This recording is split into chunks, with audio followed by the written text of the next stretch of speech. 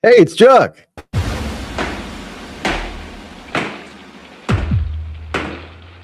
This is the real one. This is the greatest rivalry in all of sport, not college football, all of sport.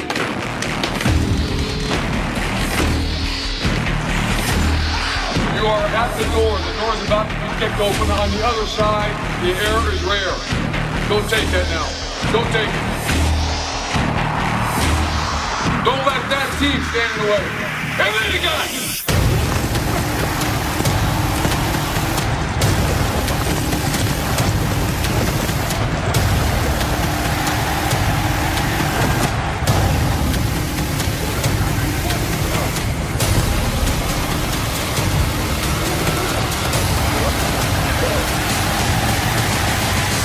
Go as hard as you can. The difference between winning and losing will be the strain. It's a street fight right now. Everything is old. Swing, swing, swing.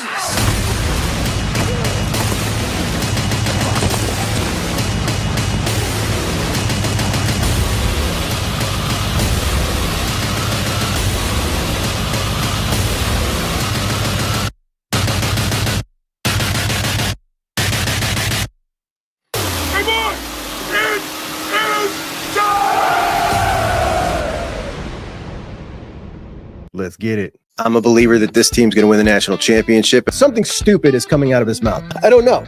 Maybe it's just my age. He needs his vote pulled immediately. And of course, yes, a season like this has to have a name. Let's talk about something good about Justin Freck. What are you doing? Season of dreams. Ohio State, my guys, are either the best or the second best program in the history of college football. This guy is a bonehead. They love him. I question your judgment as an adult. I really do.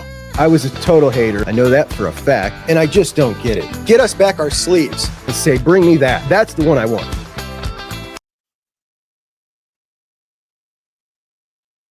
Welcome in, my friends. So happy to see you here at Chuck on Bucks on a Wednesday of Rivalry Week. I feel it. I know you do too. We're getting there, man. We're getting there. A couple more days, and we got a lot to go over today. Ryan Day spoke last night. The captains spoke. Sharon Moore stealing an Ohio State phrase. Nothing new there. Boom. A Juckeye decommits from the Buckeyes. A new recruiting trend that I am not going to play along with. Not participating in this one. But it's hump day of game week, day before Thanksgiving. And I think this is the night all the kids go out and get drunk. What is your first memory of the game? Not the first time you remember a player or watching the two uniforms on the screen or a memory with your dad. But I mean, the first time you really remember a consequential moment in the game, a decision by a coach, a call by an official, like really understood it. How old were you? I was born right after the 10-year war. 9 years old, my first real memory. John Harold Cooper, the coach of the Ohio State Buckeyes, 13 seasons, which is a really long tenure. Really long by today's standards, unbelievably long when you go 2-10-1 in the game. But think about when you first started loving sports, when you first started loving football, when you first started really understanding the game. I didn't so much when I was 9, but I think that's my first memory right around there. But 9 years old when Cooper became the head coach of the Buckeyes, and 22 years old when he was let go and we were kicking around Chris Spielman or Glenn Mason to replace him. A little kid to a grown man with a kid of my own. All that happened with John Cooper as the coach of the Buckeyes, which is wild when I think about it. Those were my formative years. So you see where I'm going here, right? Like those guys, those players in that era under Cooper, they were giants to me. They'll always be better than the players in any other era. They'll always be bigger and stronger. They were the best ever because I looked up to them so much. That's what we do when we're younger.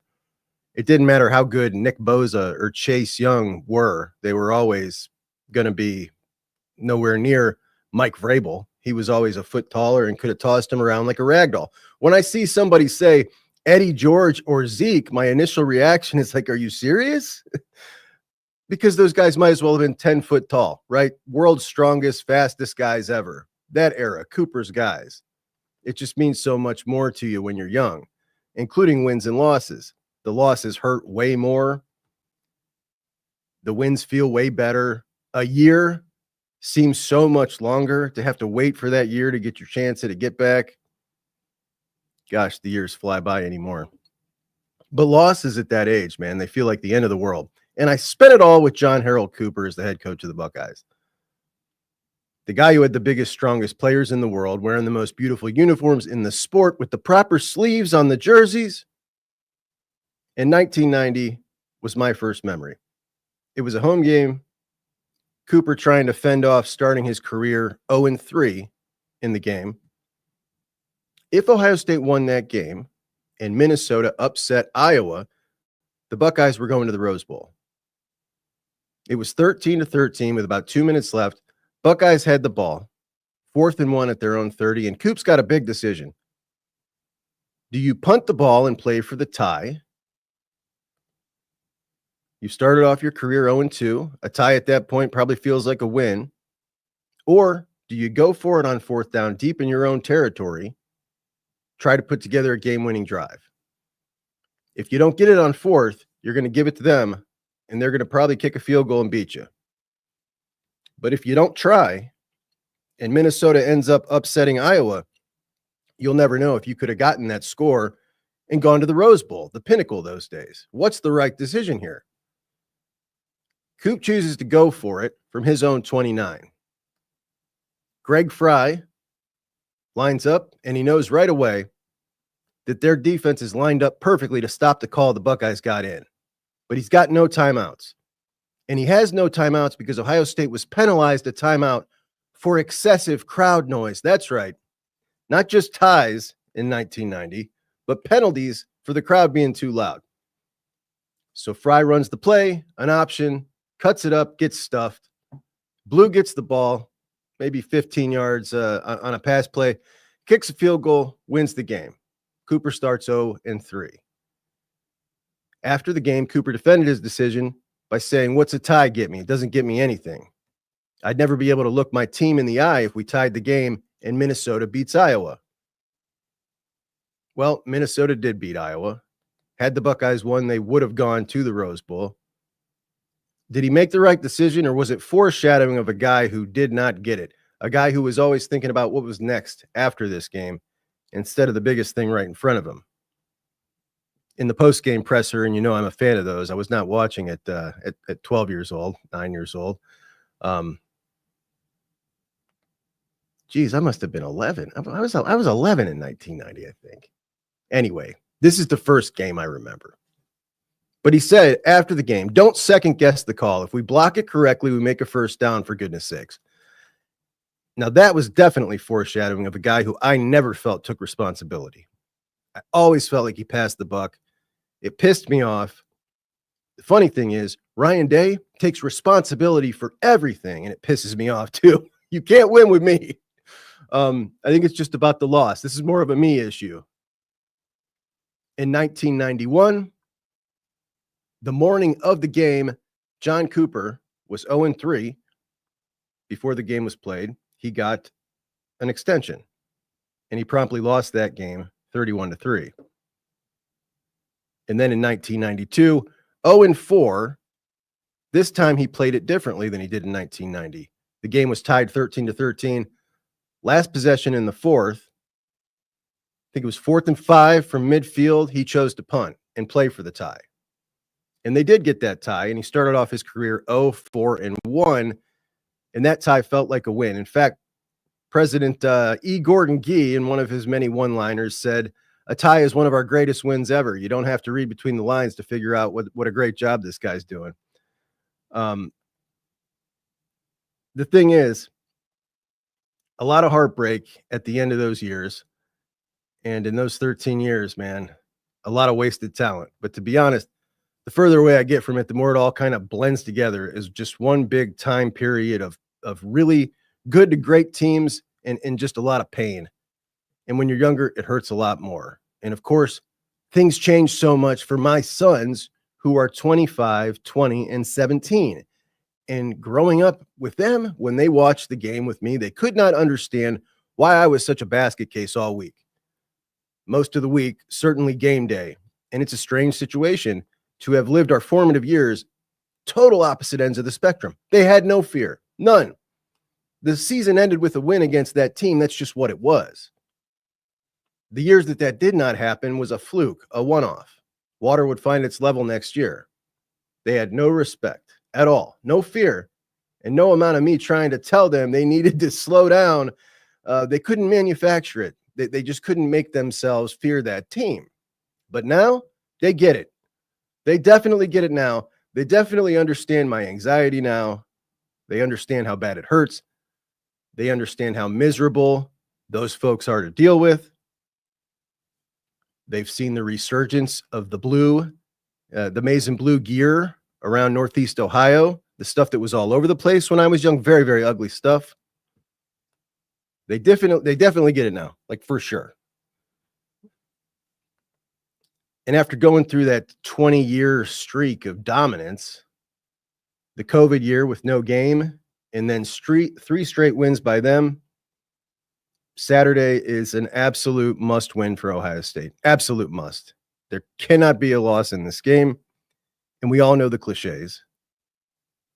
We know that a team like them right now with this season they've had, they've gained bowl eligibility. They have absolutely nothing but this game to make this season a successful year. They're going to play in some crappy bowl, an embarrassing level bowl. All they've got is this. This is it. And that's a dangerous team with nothing to lose and everything to gain to spoil Ohio State's season. And we've all felt what that feels like too many times. Now, I don't know about you, but I've been trying to talk myself into lowering my confidence level all week. It's not working.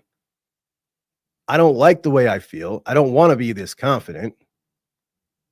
Now, I did think Ohio State would win the last 3 games. I didn't feel this level of confidence, but I did think they would win those games. And I'm asking myself, why the hell do I feel so confident? Maybe I should slow my roll, and I'm trying to, but I can't. People are getting mad at me. I'm sorry. I'm not on the team, though. The team takes it very seriously. They're not as confident, I'm sure. Is this team that bad? They scored 50 points last week. But I've been telling myself since the Oregon game, it's going to take a team with a really good quarterback to beat this Ohio State team. You have to have, at minimum, the threat of a vertical passing game. They have none. They can't do it. Davis Warren was 1 for 5 on passes over 10 yards last week. Just 5 passes over 10 yards, and they scored 50. Their running game, mistakenly, a lot of people think it's really good. It's not. It's 70th in the country, 160 yards a game. That's nothing, right? Like Khalil Mullings, solid running back, averaging 5.4 a carry. That's not as much as either of the Ohio State backs. Donovan Edwards, 4.7. Their top 2 wide receivers, I'm not joking here. One of them has like 234 yards on the season, and the second place one, 160 yards. We're talking about a level of offensive ineptitude that we've rarely seen. It's pretty staggering. But we also know that one missed tackle and Donovan Edwards can pop it. We've seen that. Of course, you got Caleb Downs back there now, the great eraser, the surest tackler in college football. Buck's got a defense that's clicking with some serious aggression, packages Davis Warren's never seen. Does he even have the ability to burn you? Is there any threat of that even? Like the Buckeyes offense, here's where I think there might be a little bit of difficulty running the ball.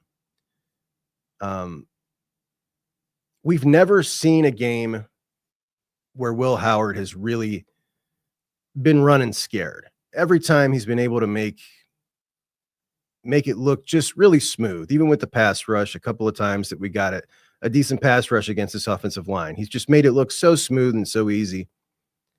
They've definitely got the horses up front to compete over there. I just can't see any way that without Ohio State really crap in the bed and beating themselves, these guys got a chance. I just can't see it. Curious to know how you guys feel. Also, your first memories, and we'll talk about that later on in the show when we open up the comments section. But Jim Harbaugh, he's been running the show up there for all the, Sherrone Moore wins the game last year, right? But it was Jim Harbaugh who had the culture in place, who had the feel in place. We talk so much about Ryan Day and the team and how are they feeling this week every year. What's the message? Are they taking it too seriously? Not serious enough? How much pressure are they putting on themselves? Is it no mistakes? You know what I mean? Like, we talk so much about that. Sherrone Moore wins the game as the coach last year, right? He's 1-0. That's his record officially in the record books. But he wasn't the guy setting the tone all week. That was somebody else's program. I listened to him in his press conference. He's very nonchalant. He says it's fun, much like their fan base, pretending that they are very nonchalant about this. And their refrain this week has been, you guys are going to run your mouth by beating the worst Michigan team in 20 years, LOL. Like, they're clowning themselves, saying that they're so bad, you shouldn't even feel good about beating them, which is an obvious coping mechanism. You don't get out of this one because you suck. You can say whatever the hell you want. I know and you know that come Saturday, no matter what your record is, when you're watching those two uniforms on the field and it starts getting away, it doesn't matter what you said all week. It doesn't matter that you're excited that you got Bryce Underwood or Larry Ellison's checkbook, or that you now all of a sudden think that you're the dominant force in NIL in college football, the very thing you said you despised and were too good for. By the way, you still got a G5 head coach. You better NIL yourself one of those. I know how it feels. I know you know how it feels, and I know how you're going to feel on Saturday. Your little deflection tactic is not working on anybody. But you're right. You do suck. That team's about to get embarrassed. They're about to get embarrassed very, very bad. Ryan Day, I think he showed last week at the end of that game exactly how he intends to play this should this thing start getting away. And I absolutely cannot wait. Oh my goodness, you've got to be kidding me. Dillon Davis was supposed to join us this morning, and it just dawned on me that I did not send Dillon the link for the show. I'm going to send Dillon the link here. Hang on just a minute, guys. Bear with me for just a second. And then we are going to get into some talk with Dillon about last night, about the game. And we've got a whole lot of recruiting updates to get to, including Jameer Brown, which the Buckeyes signed the number one wide receiver in the class of 2027, Jameer Brown. And that would normally feel like, okay, that's so far away. Why would we even bother talking about that? Like, so many things can happen from now till then, right? Well, I talked to Jameer Brown, and what he said gives me a lot of hope. That and the fact that he's a kid from Ohio. But if you haven't seen Jameer, take a look at this real quick. The number one wide receiver in the class of 2027, and you're going to see why real quick. We're talking about a dude with incredible track times. A lot of people compare him to Ted Ginn Jr. at this age, but there is a big difference. And you can see when he gets in the open field that just incredible burst. The speed is unreal. Now, in a straight line, in a track meet, maybe in a straight line football speed, I think Teddy's got him maybe by a smidge. But Jameer Brown is way shiftier than Ted was at this age. In and out of breaks, shiftier. He's more physical. He might have better hands. The dude is sick. He is every bit a legit number one wide receiver in the country. You see some years where the number one wide receiver in a class doesn't stack up with ones in the past. Well, coming off the heels of Chris Henry Jr. in 2026, you roll into 2027. Jameer Brown, absolutely on the level. You look at Heartline now, this would be his fourth number one wide receiver overall. And that's going back to Julian Fleming, then JJ, then Chris Henry Jr., should that come to fruition, and now Jameer Brown. JJ, obviously, otherworldly.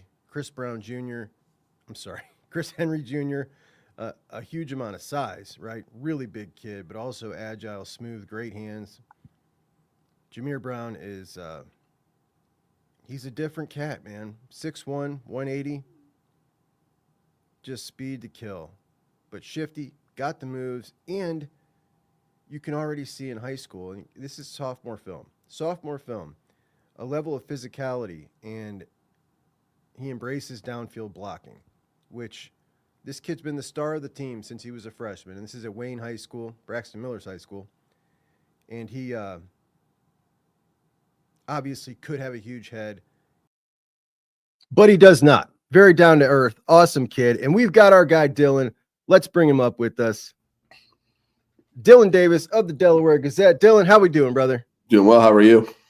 I'm good, buddy. I'm pumped. I'm excited. I want to play something here right off the rip. You asked this question. This was the answer. For those guys that came back, this one's for Buckeye Nation. You know, we've been, I feel it, man. I can just feel it. You know, there's been that hurt the last 3 years. You know, this rivalry game, it's the first thing that I heard when I came here on my visit. Beat the team up north. And it's the first goal we have every single year. Beat the team up north. And, you know, you could say anything about records, man. That's going to be a hard game every single year. They're going to bring it. We're going to bring it. And I want to do this, man, for Coach Day. I want to do this for the guys that came back, for Emeka, for Trey, for JT, for Jack, for all those guys that came back, Tyleek, Ty, I could go on. But I want this for them so bad because they've been. All right. So obviously he knows, right? He's a smart kid. He knows the right things to say. I mean, he's so sincere in this. He's so awesome. He's improved so much. I've rarely seen seniors who've been here their whole career just seem to get things like this dude gets it. The way he's played this year, every game it seems getting better, leading this offense.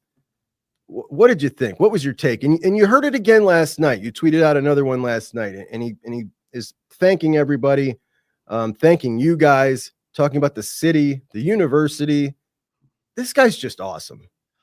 Yeah, I made the comment last night on Twitter that I don't think anybody has ever endeared themselves or even could endear themselves to a program in a single year the way that Will Howard has to Ohio State fans. You know, I saw somebody yesterday in a video of him, or maybe it was under my own video, I can't remember, but somebody says this guy created in the lab because he's perfect in every way. And I'm not saying he's, talent-wise the best quarterback to ever come through Ohio State, but he just is perfect in every way in the sense of the leader that he is, how well-spoken he is with the media, how great a representative of the university and the program he is, and certainly he's a really good football player as well. So, he's just been an absolute amazing hit for Ryan Day and that program out of the portal in every way. So obviously still big football games left to play and legacy defining games, especially for a guy with just 1 year to do it. But up to now, he's just been so awesome for that program in every way. If he had another year, he could be an all-timer. Really, yeah. He could. I mean, obviously, depending on how this ends for him. But and he still could, actually, if this goes all the way. But when we look at his play, I just feel like every game he's getting better. And I feel, as a guy who doubted how much talent he had, I thought that he was a good fit for this team. But we remember how we were talking in the beginning of the year. He can do just enough to keep this offense chugging, facilitate the ball, be the point guard. When we look back at this Indiana game, and there's a lot of examples throughout the year, but just this game in particular, the series where they were backed up and they got it down to the 10, backed up penalty, and then he goes two straight balls, like on, I don't know, 3rd and 35, and ends up converting in 2 plays. Those plays, like the one rollout to the right and the pass down to Carnell, I mean, the touchdown pass to Emeka, high level stuff. And I just feel so confident with him running this offense. I also feel very confident about this game, and I think a lot of it has to do with this guy. Yeah. Real quick, With Will Howard, he chose Ohio State for a reason. I did a story on this last week, that he wanted to come to Ohio State to potentially improve his draft stock, right? And I think just what we've seen out of Will Howard in the conversation that you were just referring to about what we thought about Will Howard, and he could do just enough. And we talked about his legs and how important that would be. That hasn't really materialized, but just Will Howard, the passer, what he's become, it underscores just how much of a talent Ryan Day is in terms of developing quarterbacks. I don't think that should be lost in all of this. Obviously, we know his track record ahead of this, but this is just another feather in Ryan Day's cap. Will Howard chose to come play for Ryan Day for this reason, and Ryan Day has delivered in the sense that he has taken Will Howard, the passer, to another level, and that shouldn't be forgotten. I know, obviously, there are more important things in terms of leading a program, and certainly this game on Saturday means a ton to Ryan Day in his future, but just for everybody who wanted to run him out, quarterbacks want to play for Ryan Day, and the track record is there, and this is just another step in that track record. I actually think, Dylan, that this one may be the most impressive because with the other guys, you can look at them and say, okay, they came in as 18-year-olds. He developed them to this. Who's to say somebody else could not have been able to do that? Yeah. You look at this guy, Will Howard, who was in a system, learning from different coaches, and comes here and in this short amount of time has improved this much. It looks to me like that's just an amazing feather in the cap. And should Ryan Day need to go back to the portal at some point for another quarterback, this right here, this is a serious, would you like to improve a whole lot? Come play for me. And we'll see where he ends up getting drafted. But I think he's done nothing but really, really help that cause when originally I kind of rolled my eyes. You are what you are at that point. That was my thinking. He's way better. He's improved a ton. Not getting the credit I would like him to. He pretends he doesn't care. I'm sure at some level he cares. It's got to be obnoxious to kind of be pigeonholed into what everybody thought he was. And it just doesn't seem like anybody outside of our crew is noticing just how ridiculously good this guy's been. I saw an On3 poll for the Heisman. He didn't make their top 15. I couldn't believe it. And I'm not somebody who's saying this guy should be in New York. I think he should, but probably some of that's bias. But I'm not pushing for that or anything. I just like a little bit of recognition, for crying out loud. He's been tremendous, and he's leading the number 2 team in the country. That's usually the criteria. You're the quarterback on the number 2 team, having a great season. You get the nod for things like that. Isn't Curtis Rourke in the top 10 of that list? Curtis Rourke was over him, and this came out on Monday. Yeah, that's insane. That's crazy. Insane. Dylan, it's game week. Obviously, you and I, similar upbringings. What is your earliest memory? You're a little bit younger than me of the game. Something that stands out to you. I just went over mine. It was the 1990 game, and the decision Cooper made at the end of the game, which didn't work out great. But I don't know if he didn't make the wrong decision or right decision. I don't know, but it's the first time I really remember people talking about a decision afterwards and things like this. What's your first memory? I would probably say 2 things. My first one, not that I remember a whole lot about the game, but just my memory of the rivalry, or when I really kind of first started understanding that this game is different and what it means, was in '94. I was only 4 years old, but it was my first Michigan game. It was my first year going to games. And then it was my first Michigan game at the end of the year. It was '94. Obviously, it was Cooper's first win. And as a 4-year-old, I just remember my dad and I, we were on the field after the game, what a scene that was. I don't remember anything about the game, but I remember being on the field with all the chaos around me as a 4-year-old. Actually, I was 5. I was 5. So I just remember that. That's all I can remember about that, and remembering that, this is weird. We had been going to games up to that point that season. But, this one ends with, the entire stadium seemingly on the field and just that chaos around the field. I was like, oh, this is weird. Now I was having the time of my life, obviously, as a 5-year-old, so that, and then, but my first true hatred of Michigan, my hatred for Michigan took root the following year when, 2 years later, in '96, when we were in that stadium again for the Michigan game. That was the year that Ty Streets took that slant or whatever to the house after Sean Springs slipped. And Michigan won a 13-9 game. It had no business being in whatsoever. Ohio State kicked 3 field goals. We were sitting. Somehow my dad managed to get us student section. That was when the Block O was only in the north end zone. So somehow my dad managed to get our tickets in the student section of Block O North. So I'm 7 years old sitting amongst, the Ohio State students for the Ohio State Michigan game. It was an awesome day. And then it was just ruined by an absolute horrific effort from Ohio State offensively. And that was when my hatred really took root for Michigan and just losing that game. So those are probably my earliest memories. Certainly, like I said, 95 or 94 for just the spectacle of it. But in 96, that Ty Streets play, I can still, even at 7 years old, I can still see that in my head from my perspective. So I was talking earlier. I was 9 to 22 during the Cooper era. So all my experiences were that. My kids, the total opposite. And it's really weird how, we lived our formative years in totally different eras. You move into this week, and I'm very confident. I think you are as well. I've been trying to talk myself out of being so confident. I'm just trying to you need to settle yourself down. You've covered Ryan Day since he has been there his first year. Is there anything this week that stands out? We always get probably way too far into this. Anything different over the years as far as this week goes that you've noticed, that maybe a year in particular, things might have felt different? Does this year feel different? What's your breakdown and all that stuff? Do we read too much into this stuff? I don't know. I don't know about reading too much into it. You can't read into stuff enough in this week of all weeks. It's just different than all other weeks. I would say that I thought that it was different. It felt different in 2022, coming off of the loss, the way everyone talked about the game and their approach and the offseason. And, it felt different in 2022. As we know, it was not different at all, and not different at all. But it felt different leading up to that and the way they talked about it.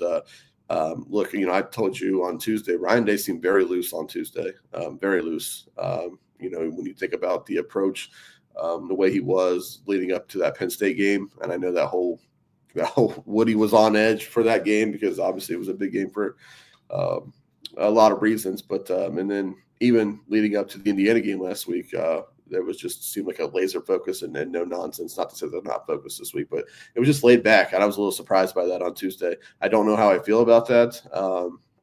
It seems like Ryan Day's track record when he's pissed off in the media or, just doesn't really want to be there and very short and direct in everything that he does. It seems like Ryan Day's track record is pretty good when he does that. I think back to the Georgia game. Obviously, they lost the game, but, they put up an effort that I don't think any of us really saw coming or truly believed was coming. Certainly Penn State. So I don't know how I feel about that. And on one hand, I say, when Ryan Day's dialed in and laser focused, that good things didn't happen for Ohio State. On the other hand, this approach of, making this week, so uptight hasn't worked for Ryan Day. So maybe it's a different approach, or maybe he's just that damn confident. I think back to Urban Meyer. There were some times in Urban Meyer's tenure where you could tell in a given week, especially with a big week coming up, that Urban Meyer was just different in the sense that he was relaxed and laid back, like he wasn't worried about anything. And every time that happened, Urban Meyer's Ohio State teams went out and delivered a big performance and a win in a big game. So I remember that standing out to me during his time. There was a time when you knew that Urban knew something, that he knew that there was something up, like his team wasn't going to lose a football game on Saturday. And so maybe that's the sense that Ryan Day has. He just knows that this one's inevitable. I think he's right about that. Now, a lot of Ohio State fans wouldn't want to hear that or even think that could be true of their head coach, especially one that's lost 3 in a row, to think that he knows what's going to happen on Saturday. But I just wonder if that's the case. But and maybe it's not at all. Maybe it's not, but I just know that he was very loose, and I was surprised by that on Tuesday, and I don't know which way that, to take that. It is always interesting to judge, how's everything going in, and then to see the result and kind of go back. It's okay, what worked, what didn't. He's not found the right recipe in the last 3 years.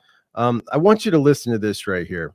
Have, that edge, and we will, because we know what's at stake. I mean, we've felt what it's like to not win this game, and it's bad.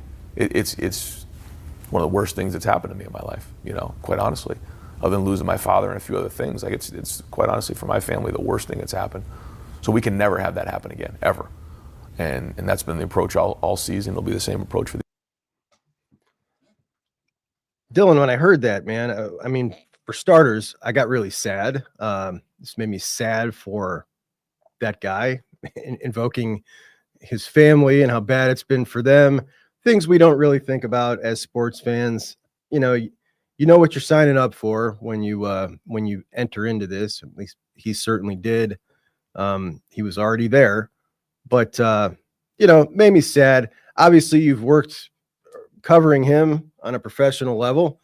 What do you feel when you see that? I mean, yeah, it's I felt the same way you did initially. I was just sad, but I also, it resonated with me. I'm not going to lie to you, having grown up, around this program and in this rivalry, and frankly, I was, I say this all the time, and I mean it truthfully. I was raised to hate Michigan as much as I was raised to love Ohio State. I don't know, it's just they were blurred together. So I get what he's saying, but it is sad. It is sad when you're comparing that to something so life changing and so tragic. It's kind of jarring to think about. That we're talking about a football game being on that level, but I do understand what he's saying. I also thought, like, look, I don't feel sorry for Ryan Day in the sense that he's received immense backlash for losing to Michigan 3 years in a row. I don't feel sorry for him in that sense, but the absolute misery with which, he obviously lived through and he extends to his family, as he mentioned, that's kind of a stain on Ohio State fans, to be honest with you, that it could be that bad that he's, putting it up there with a life-changing tragedy. But again, I also understand it, and I don't necessarily feel sorry for him because it's what he signed up for. He knew that when he signed up for it. He's getting paid very, very well to deal with those kind of things. I hate that it extends to his family, and he's saying it's the worst thing that's ever happened to his family, because I know that means Nina, RJ, and that family are also, living through that and having to deal with that. And that sucks. It's unfortunate, but again, I understand it. But yeah, I'm kind of sad, and it was jarring. It was jarring to hear that. So I feel really confident. However, this team, they got nothing to lose, everything to gain. It's got all the recipes for coming out of this being like, yeah, of course, that was going to be a tight one. You know what I mean? Like, it has all of those things, all the classic markers. But I just don't feel like they have anything offensively that can give this team a challenge. Like, how many points do they need to score realistically? 24? They've got to put up at least 17 to be able to win this game. Can they put 17 points on the board? Not without a pick six, some kind of turnover. Like, what does it look like for them to win? I was talking to some other folks about this on Sunday about the game and what I thought. And I'll tell you, frankly, the same thing I told them.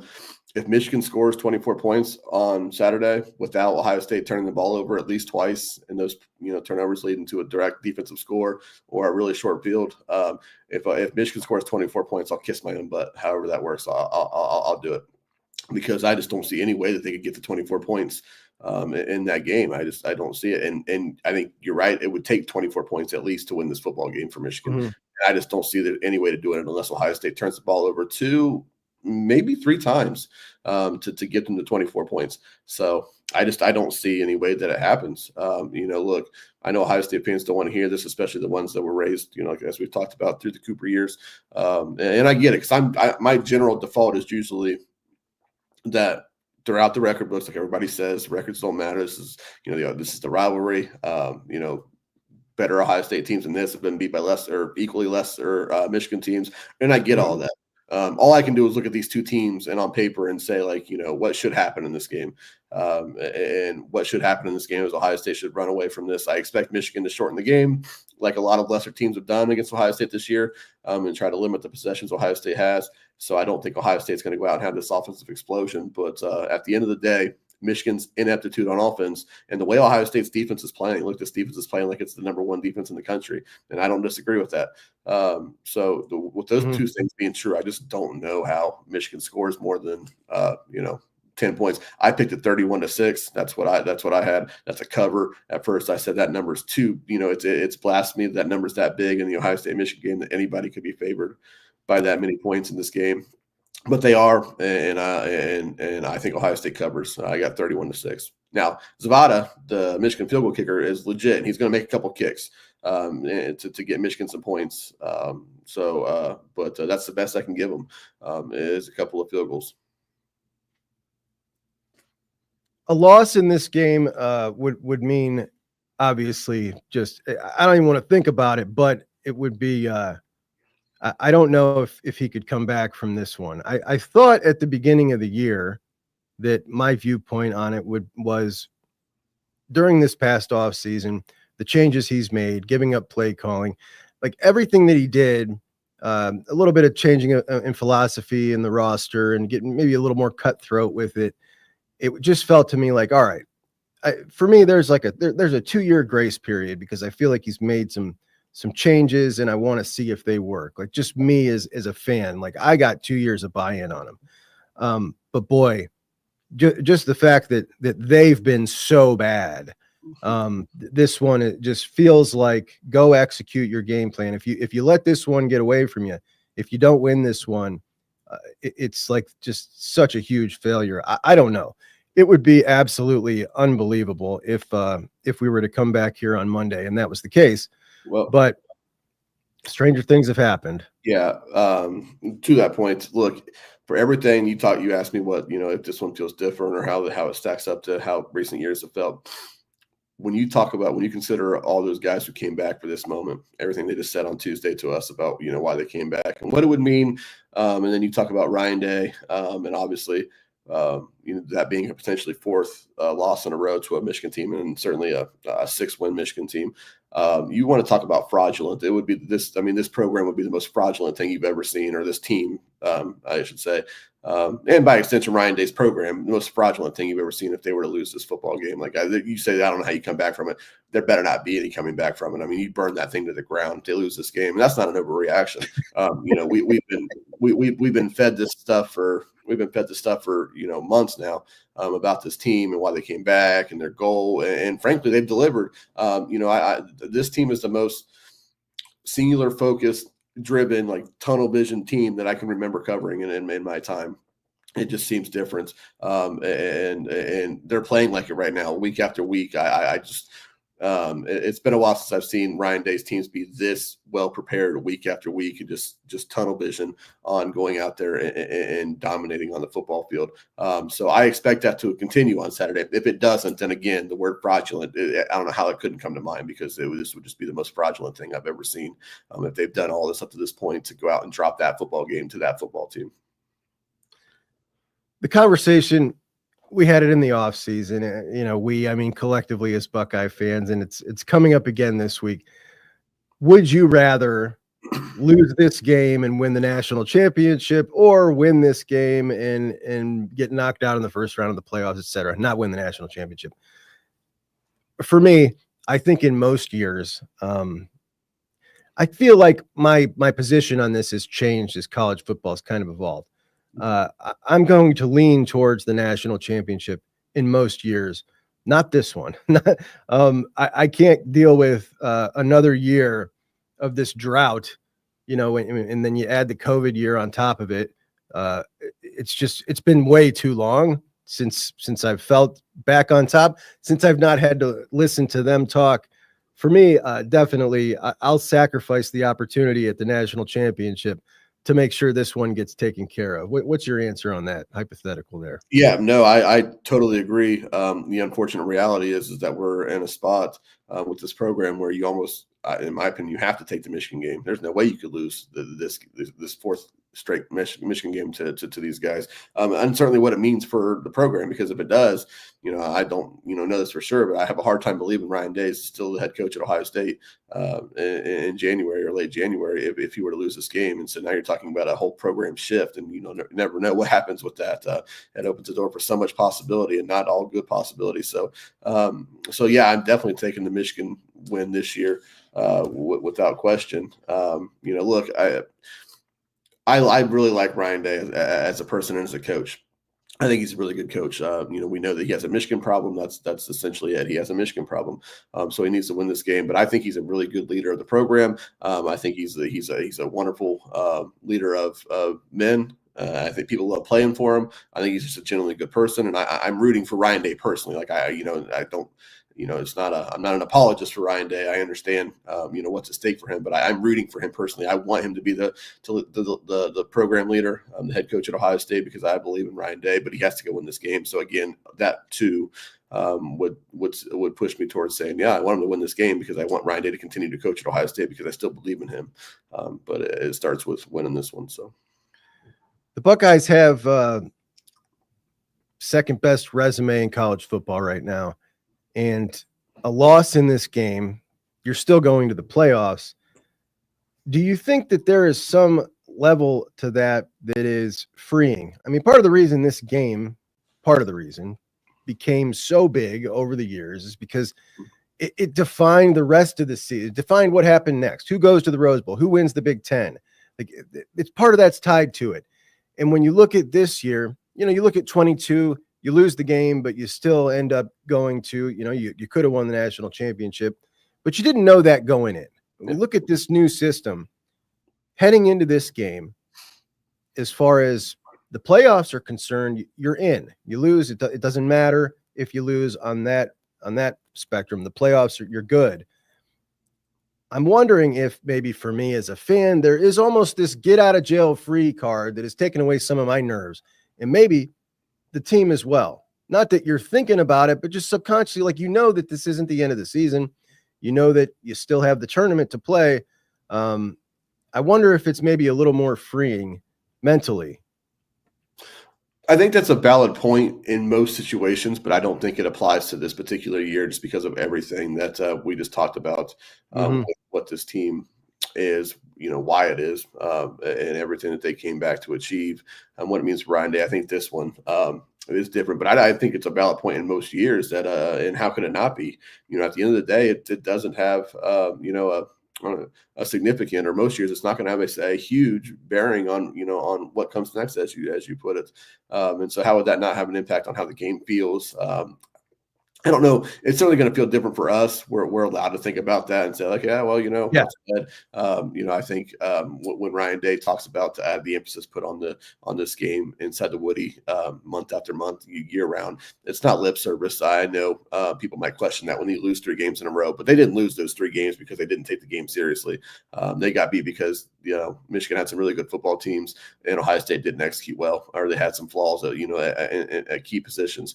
But it wasn't because they didn't take the game seriously by any stretch. So for them, I don't know if that would be the case. I could understand it if there's an element of it, but certainly for us, if you think about, say, Ohio State, won the game last year, and now we're coming into this game knowing what's ahead of Ohio State, and knowing what this Michigan team is.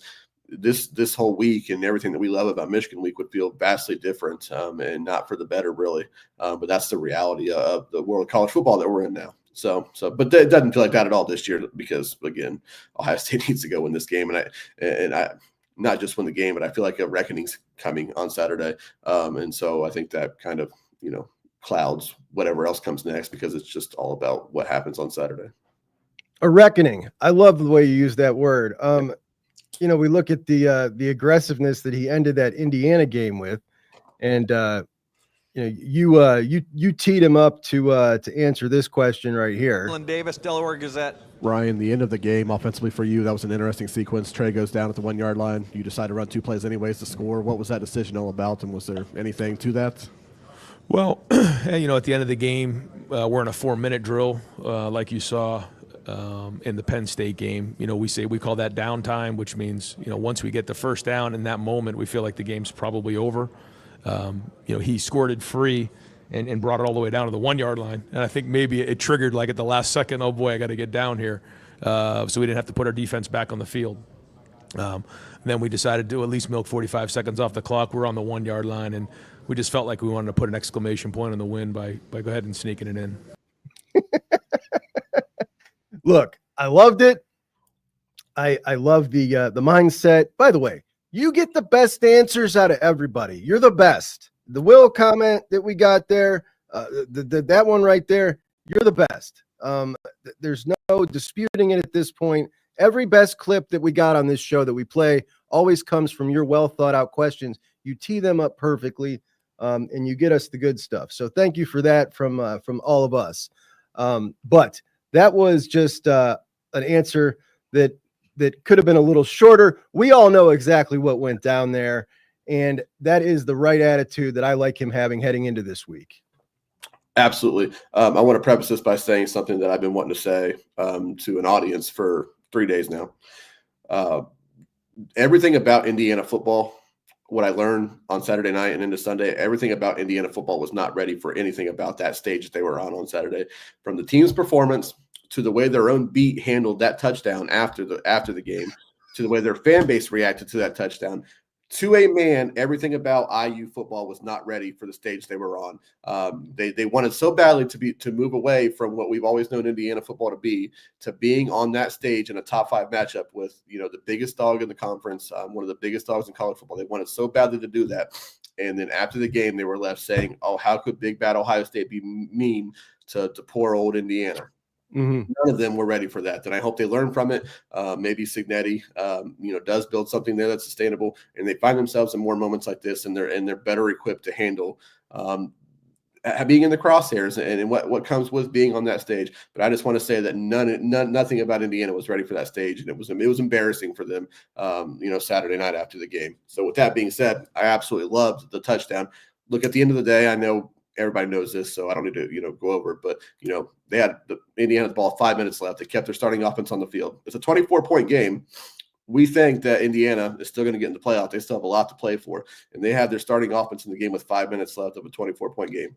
Went down the field. I have no problem with that whatsoever. If you're going to put them in the game, then obviously, or keep them in the game, then go score. They do. They go for two, and they go for two.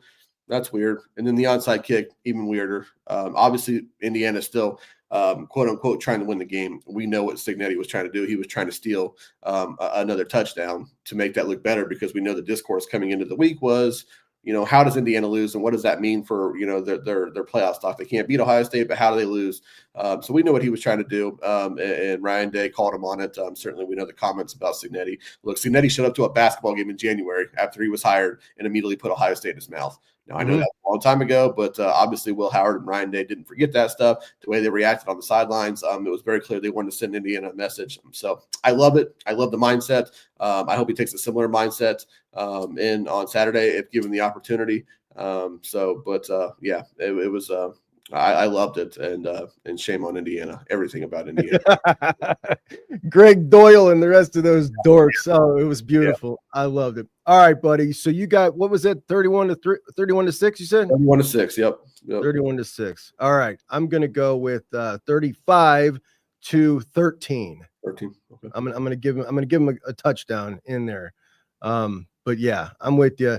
Going to be a dominating win, in my opinion. I think they're going to really, really struggle offensively, and we're going to be very happy early on in this puppy, but we shall see.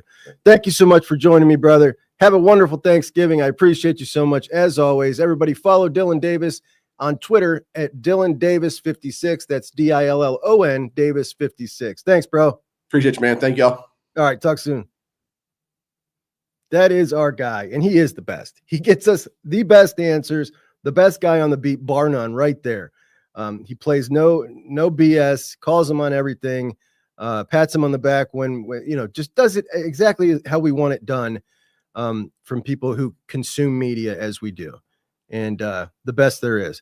The playoff rankings came out, and talking about that Indiana team, they fell from 5 to 10, which I know my buddy Chris not going to be too happy about that. He had them remaining at 5. On his top 12, But all in all, when we look at this, I suppose Miami being at 6, I don't know. That was a little surprising to me. Indiana, I think I had them falling to 8, but I did have Clemson also sneaking in there in my bracket as well, or in my rankings. Actually, let me pull those up and remind myself where I had them. So, oh, that's Chris's. Did I erase mine? I think I erased mine. No, oh, here's mine. Okay, so I had Clemson sneaking in at 11, and then the playoff rankings. So they had Alabama ahead of Ole Miss, a couple spots back. Outside of that 12, I don't agree with Alabama being ahead of Ole Miss. Alabama has lost 2 games in a really bad way. Ole Miss, all 3 of their losses have been very tight. The LSU loss, they were winning the game the entire time until the last play in overtime. But when we look at this bracket, the way this is shaping up, and we talked about this, so if this were to end today, you would have Ohio State as the 5 seed. Let's say they lose in the Big Ten championship. It looks something like that. Ohio State would play Arizona at home and obviously be a huge favorite, and then play Boise and be a huge favorite.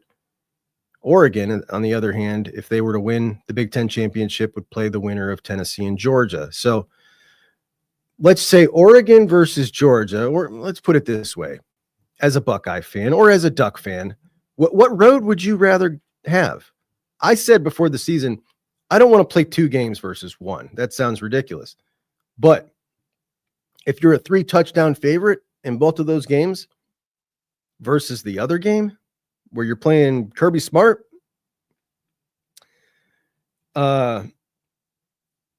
we've talked about for a while here on the show that this system is wonky, man. This format is not right.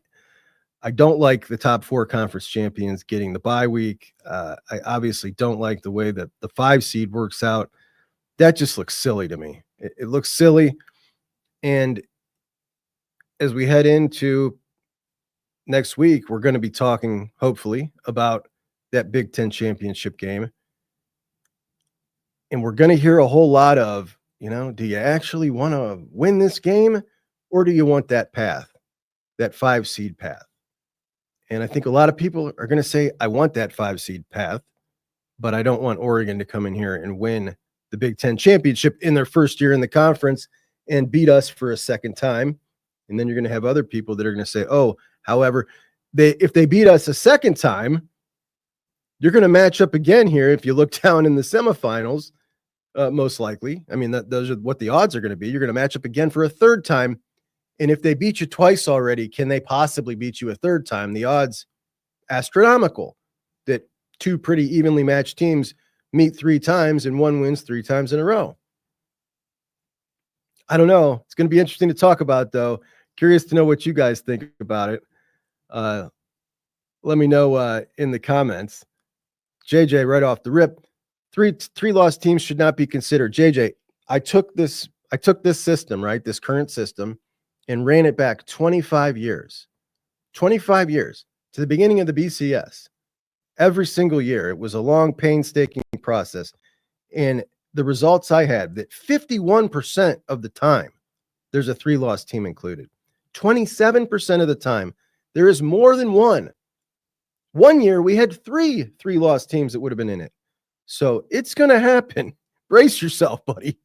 It's without a doubt going to happen. Shane says, in the offseason, you could get a tour. Bet you donated NIL could probably get a tour easily. Somebody trying to check out the stadium, you definitely can get a tour if that's what that's about. And we got a super chat. Big boy, thank you so much. The John Cooper years were bad because those teams were freaking amazing. I honestly think coaching decisions made it horrible. Like, I'm with you, man. I was so, those teams, and I try to tell myself, like, I probably overplay them because I was young, like I talked about. Like, when you're young, the good seems better and the worst seems worse. But just looking back even now, I mean, some of those rosters were just insane, absolutely insane. Cooper was an amazing recruiter. He got a bag on him that he didn't recruit Ohio well, which is just garbage. There a lot of people point to South Carolina had a Mr. Ohio football, and they beat us in that bowl game, which is just, like, yeah, dude, the kid, you wouldn't have recruited that kid either. Like, there have been a lot of Mr. Ohio footballs that have gone elsewhere and panned out to be absolutely nothing. Congrats for your high school career. You deserved it. You're not an Ohio State football player. Like, that's just how it goes. Gorky, thank you so much for the super chat, buddy. Gorky says he took Ohio State over 32.5. Put his link in the chat.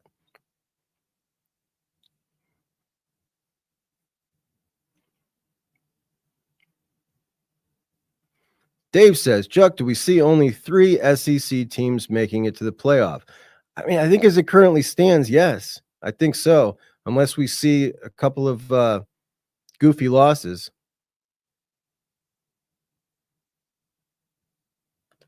Anyway, guys, yesterday we lose a recruit. Let's go ahead and run down that now. The class of 2025. We lose London Merritt from the class. London Merritt is a really good-looking prospect, top 150, kind of a tweener, defensive end or defensive tackle. We don't really know where he was going to end up, but he's been flirting with Colorado for a while, and he is now going to be going to Colorado most likely, which is a bummer, and it's really a bummer because you had a 6-man class on the defensive line, and every once in a while, you like to get those 6-man groups in. There were some really nice evaluations. No real headliners, but some good evals, some good prospects. And now you've lost Zahir Mathis out of that. And you've lost London Merritt. And they were both ends. You had 3 ends, 3 interior guys. So you've lost 2 guys on the edge, which just unfortunately happens to be the spot where you're really low on numbers. After Kenyatta and Curry, next year, they're gone. Who you got left? You got Josh Mickens.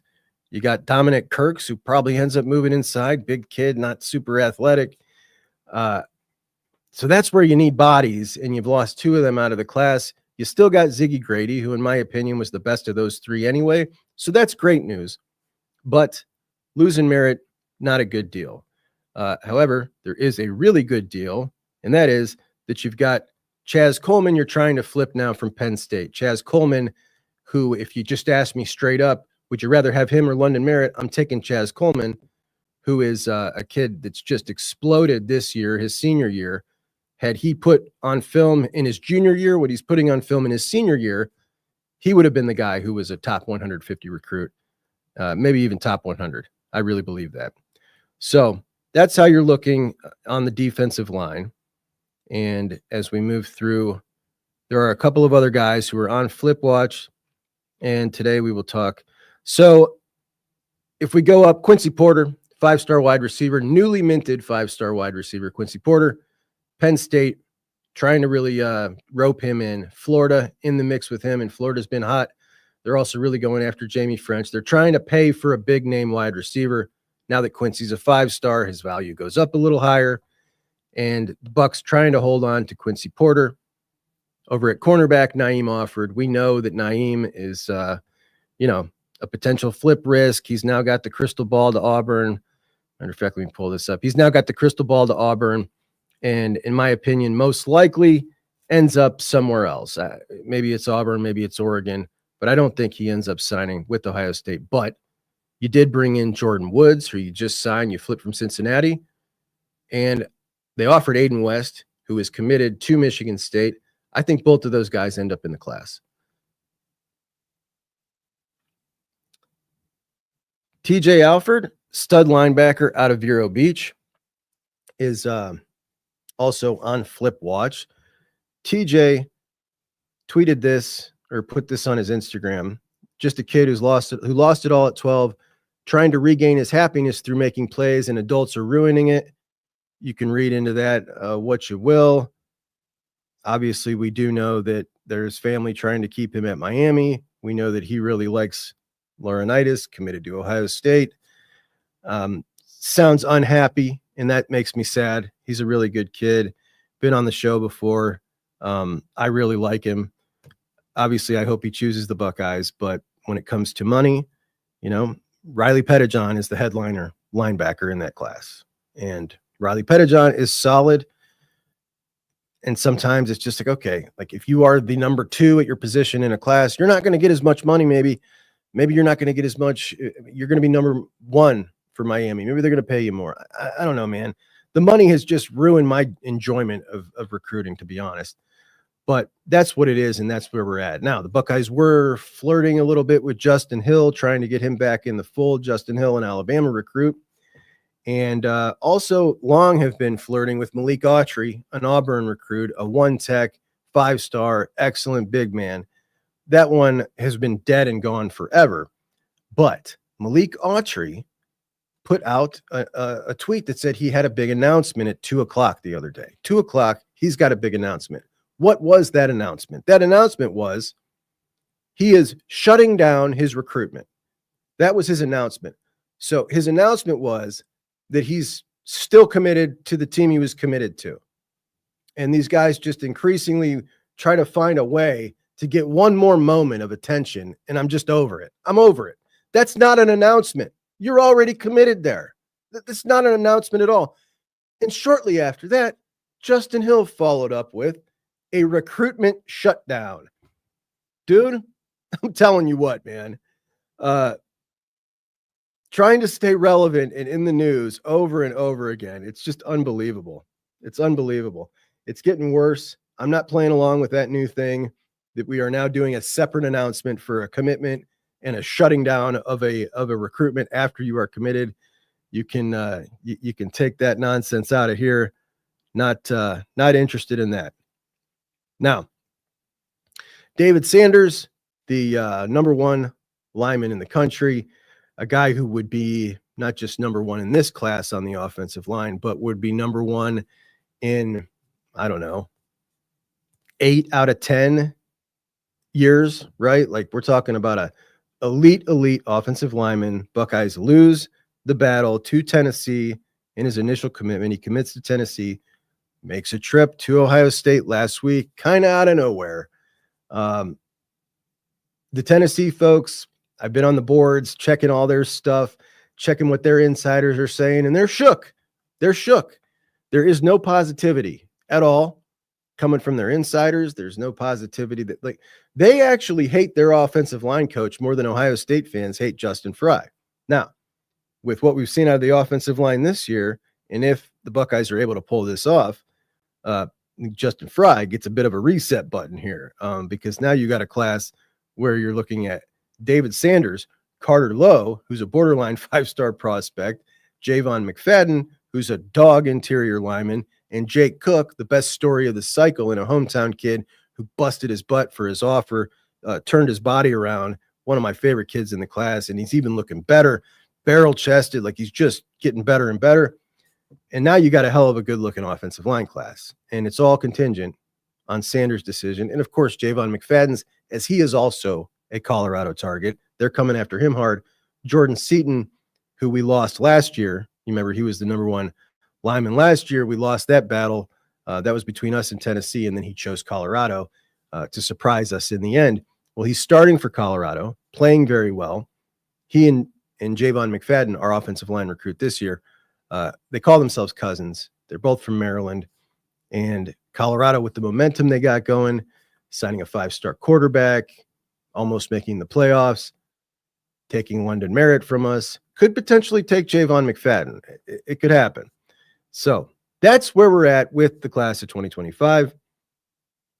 And good stuff. It's fun, but the money is making it really irritating. For sure. Not as much fun as I used to have with it. Isaiah says, the Sanchez's and the Pettijohns have been a breath of fresh air when it comes to recruiting, and I could not say enough about both of those families, both of those kids, and Devin Sanchez and Riley Pettijohn. They're awesome. They have done this their own way, which has just been the most, I don't want to say that and the way anybody chooses to handle this is not right, because we are talking about, if you got a son who's 18 years old, you may want to go about it the way they've gone about it, or you may want to try to do it like maybe you would feel like you would do it if you were a hot commodity in the job market, which is, all right, I'm going to try to play this company off this company and get the best deal. Like, there's nothing wrong with that. Unfortunately, when you've got fan bases tied into it, looking at your every move, then all of a sudden everybody's judging what you're doing. We do that in our career, and nobody's any the wiser except for the management at that company and the management at that company. So, but the Sanchez's and the Pettijohns absolutely got their priorities straight and seem to be very happy, and they are a breath of fresh air. Also, all great folks.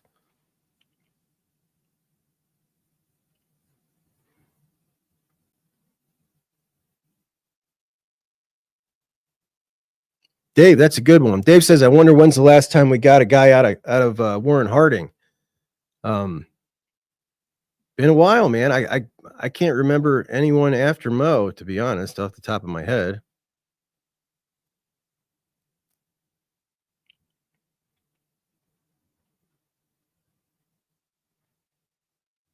Oh, Gorky meant Dillon's Twitter. Let me put that in here. And then I'll put Dillon's Twitter in the description of the video, so you guys can follow Dillon, who has great Buckeye videos, great behind-the-scenes stuff, and is the most interesting guy on the beat.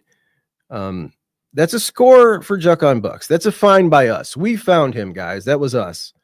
And he deserves it.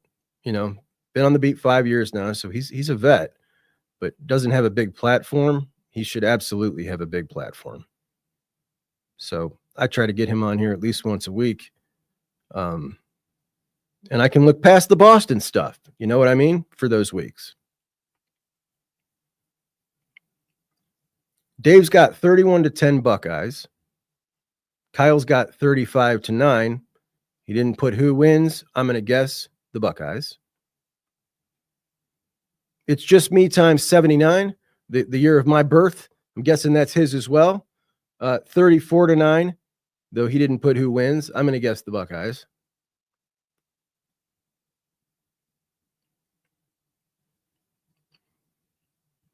Levi says, Bo beat Woody when we had 2 perfect seasons, except that one game that Bo beat us. It doesn't matter the record. I just can't believe these other teams can't beat UM in the big house. Can beat UM in the big house, and we won't. I mean, we've seen crazy things happen in the game. When we talk about what needs to happen for Blue to win this game, it's going to take an implosion by the Buckeyes. And if the Buckeyes implode and turn over the ball a bunch, and that happens, I mean, look, we won't be doing the post-game show. I'll tell you that. I'm not coming on here. I'm not doing it. I'll be absolutely sick for a week.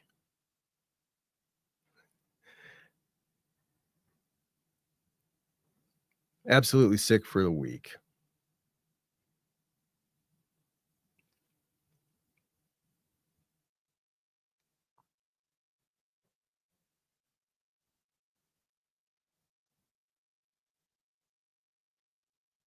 Has anyone in the chat been inside the Woody Hayes Center? Yes. I mean, well, I have. I'm in the chat kind of right now. Is there a question about the inside of it? We call it gritty. It has grit. That's a James Laurinaitis line. That's how they like it. They like it with grit. Isaiah 35-9 Buckeyes. Steely Matt 31-13. Everybody's kind of similar here. Rod Handshoe 38-13. I miss Chase CT2 42-13. Yeah, I totally screwed that up when I put him on there. Thanks, Mika. Terry says, Kevin Wilson back as an analyst. I wouldn't see anything wrong with that. Sean's got a shutout, Sean. Does anybody know?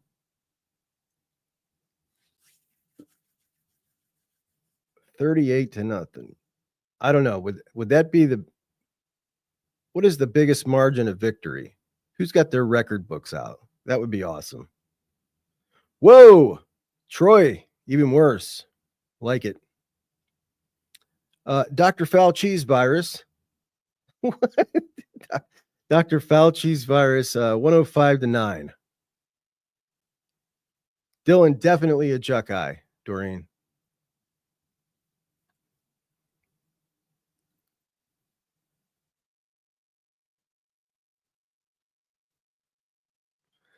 So, what is the weather? Somebody said last night there's going to be a polar vortex.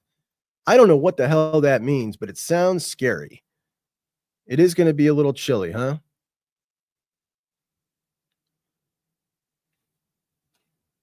I miss Chase CT says 86-0. I think Teton won that game in the early 1900s. I wish that we could wipe that part off the book of the series, but we can't. Sean's got a first memory. Earl Bruce winning his last game. His other first memory was Howard doing the Heisman in the end zone. Yeah.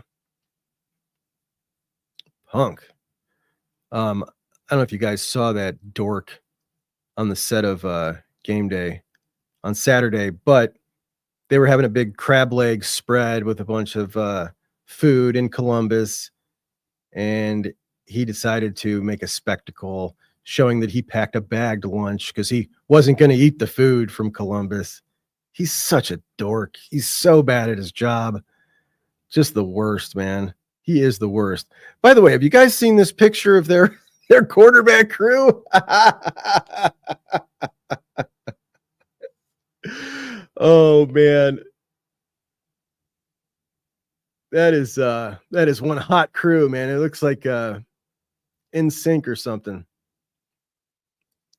That's something there. So I don't know if you guys heard so I grew up on sports radio, right? That's what my dad listened to. That's what I listened to. And what we had to listen to back then, and I said just a couple weeks ago, one of the top 10 ways that the internet era has changed my life is being able to listen to good college football content in the form of podcasts.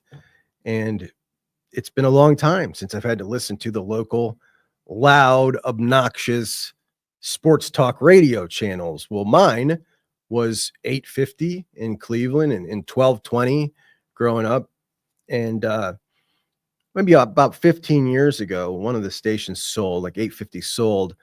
And as a part of that sale, somebody who was high up in the company stuck this dorky little kid from Colorado and stuck him and inserted him into the business. And he was kind of taken on by Tony Rizzo, longtime Cleveland sports guy, and started off as like saying things in the background, and then eventually becomes the co-host of the show. And he was horrific, knew nothing about Cleveland sports, annoying, whiny little voice. And he came out the other day and said something, and I made a little mix up of that something. Will Howard putting out the cigarette or whatever for Signetti, and I just, dude, beat Michigan first before you start. He is so not a Buckeye. Am I wrong? It's amazing. What is wrong with me? I did not like that. Dude, you're a hired gun. You've been here 5 months. He's running around screaming, Google it. What is that? Dude, Will Howard, let me tell you something, okay? You are a mid-level Division I quarterback. Wow. With a bunch of really good players. You gotta swallow. You gotta swallow. 15, Ohio State.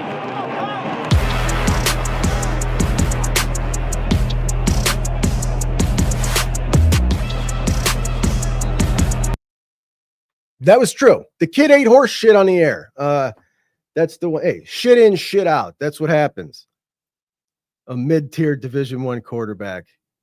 That's what you get when you've got these guys in sports radio, and they don't know.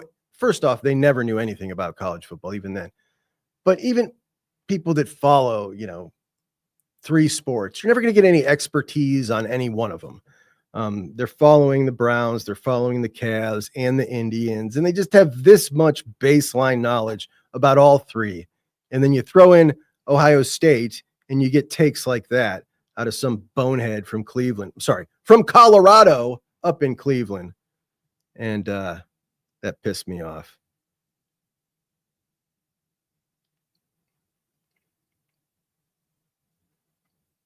ESPN Cleveland is complete trash, says Rod. It absolutely is. These bums are the local Cleveland hacks. And they're just terrible. They're absolutely terrible.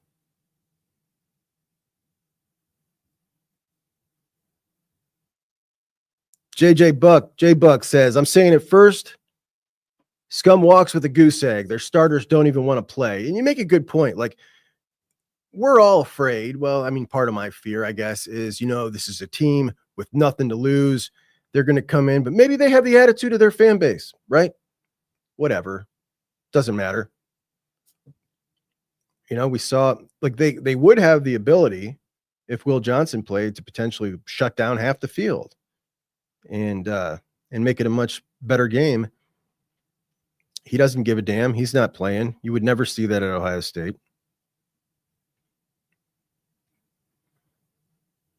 The only thing bad about Will Howard is he can't play here more than 1 season. And I totally agree, Rod. Guy's awesome. All right, friends, we're going to wrap this puppy up. Lisa, good to see you. Will is definitely a Buckeye and always will be. And I think we're all going to remember him very, very fondly, regardless of the outcome of this season. And that's great. Good on him. I know that in the beginning, when we first signed him, he has changed a lot of minds. I talk to a lot of people, a lot of Buckeye fans every day on the show, off the show.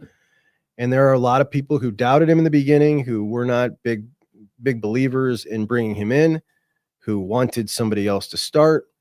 And he has won over a tremendous amount of Buckeye fans. And that's tough to do. And he's done it not just with his attitude, which is stellar, but with his play on the field as he continues to get better every week. And it's really surprising. So anyway, friends, that'll do me for on Wednesday of game week. Tomorrow is Thanksgiving. I'll probably do an abbreviated show.